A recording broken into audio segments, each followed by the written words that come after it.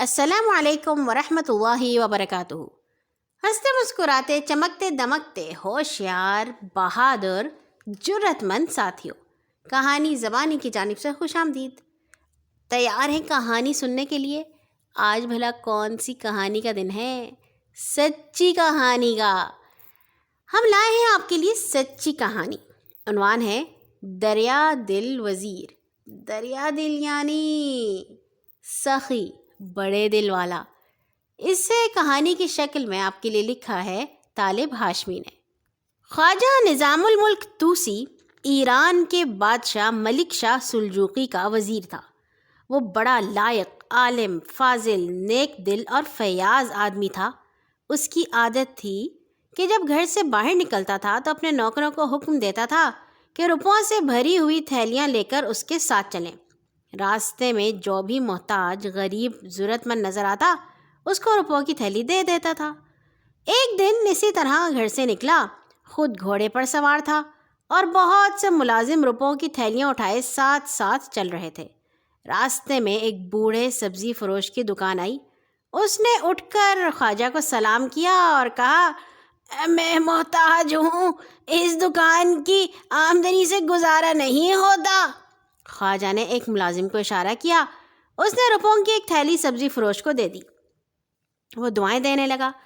خواجہ کی سواری آگے بڑھی تو وہی سبزی فروش اپنے کپڑے بدل کر دوسرے راستے پر جا بیٹھا اور اپنے پاؤں کو کپڑے سے چھپا کر خود اپاہج بن گیا۔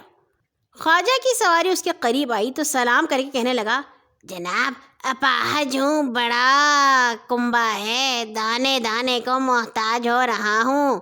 خواجہ نے ملازم کو اشارہ کیا۔ اس نے پھر ایک تھیلی دے دی۔ سبزی فروش نے اب ایک اور بھی بھیس بدل لیا اور آگے جا کر پھر راستے میں بیٹھ گیا۔ خواجہ کی سواری قریب آئی تو سلام کر کے گڑ گڑایا، حضور چھوٹی چھوٹی کئی بچیوں کا بوجھ سر پر ہے، ان کی پرورش کرنے سے عاجز ہوں۔ خواجہ نے پھر ملازم کو حکم دیا کہ اسے ایک تھیلی دے دو۔ خواجہ کی سواری آگے بڑھی تو وہی شخص ایک اور بھیس میں اس کے سامنے آیا اور آواز بدل کر کہا، میں شہر اسپیجاب کا باشندہ ہوں، اسلام کے دشمنوں سے لڑنے کے لیے گھر سے نکلا تھا، لیکن افسوس کہ میری فوج نے شکست کھائی اور بڑی مشکل سے جان بچا کر یہاں تک پہنچا ہوں۔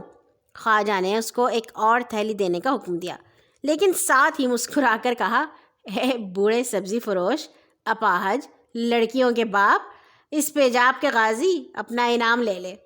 اب وہ شخص سمجھ گیا کہ خواجہ نے مجھے پہچان لیا ہے۔ دعائیں دیتا ہوا رخصت ہو گیا۔ دراصل خواجہ نے اس کو ہر مرتبہ پہچان لیا تھا، لیکن اس کی دریا دلی نے گوارا نہ کیا کہ اس کے سوال کو ٹھکرا دے۔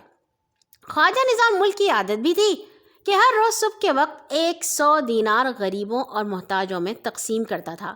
اس کے علاوہ عید، نوروز یا کسی اور خوشی کے موقع پر عالموں، صوفیوں، حکیموں، شاعروں، مصاحبوں اور ملازموں کو دل کھول کر انعام دیا کرتا تھا۔ اس کا یہ طریقہ تھا کہ مجلس میں بیٹھا ہوتا اور کھانے پینے کی کسی چیز کا تحفہ اس کی خدمت میں پیش کیا جاتا تو وہ اسے مجلس میں موجود لوگوں میں تقسیم کر دیا کرتا تھا۔ ایک دفعہ غریب کسان نے 3 ککڑیاں اس کی خدمت میں پیش کیں۔ خواجہ نے ککڑی چکھی، پھر ساری خود کھا گیا۔ دوسری چکھی، وہ بھی خود کھا لی۔ تیسری چکھی اور وہ تمام بھی خود کھا لی، حاضرین کو پوچھا تک نہیں۔ پھر اس نے اس کسان کو 1000 درہم انعام دے کر رخصت کر دیا۔ ایک شخص نے پوچھا، آپ نے اپنی عادت کے خلاف لوگوں میں ککڑیاں تقسیم نہیں کی؟ خواجہ نے کہا، ہاں یہ تینوں کڑوی تھیں، اس لیے میں نے خود کھا لی۔